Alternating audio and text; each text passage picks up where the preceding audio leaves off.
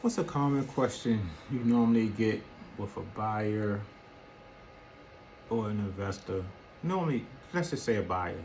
The normal question you'll get is, let's just say hypothetically someone paid 100,000 for a house and they're selling it for 500,000.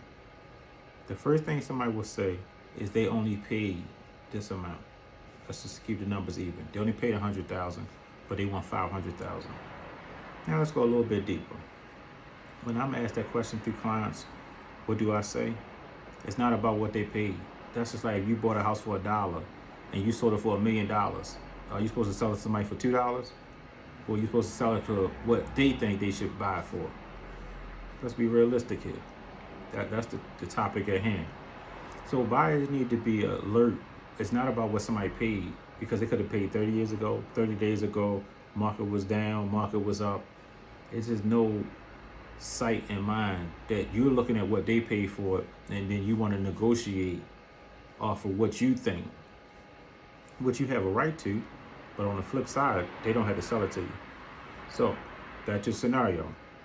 Someone paid 100,000. Let's say they put 400,000 into the house. They sell it for 500,000. Did they make any money? Maybe not. Maybe so. Who knows?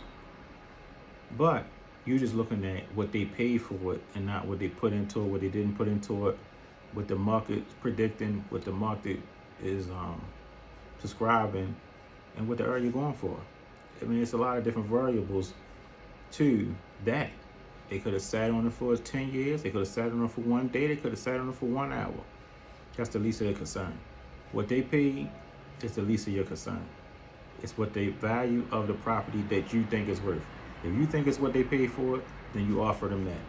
9 times out of 10, the deal not going to get accepted, especially in a market that's going up. Getting where you fit in. Just like you might pay 100, they may pay 100. You may pay 10,000. They may pay 10,000. May pay 40,000. So, end of the day, don't worry so much about what somebody paid. Either you want the property or you don't want the property. Fred Dorsey, just giving you a typical question that I always get answered, and I have it like not so much now, but like earlier in my career, it was always the thing. Oh, they want 75, but they only paid 8,000. What difference does it make? If you don't pay what they want, somebody else gonna pay, or it's gonna be closer to what they want or what they willing to negotiate. Last thing, everything is always negotiable, but just stop looking at what somebody paid compared to go look at the property, do your own due diligence, and then you come up with a number. But don't just sit and look because somebody paid this. This is what I'm willing to pay, and you haven't even looked at the property, as you didn't even have to do your due diligence. I mean, seasoned investors, it's not so common that they may think it, but it is what it's going to be. That's why you got wholesalers, you got different people in the middle of everything.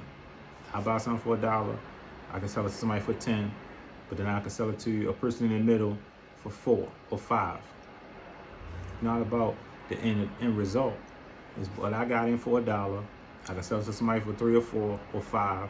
They can sell it to somebody for 7, 8, or 9. That person could probably sell it to somebody for 10, 11, or 12.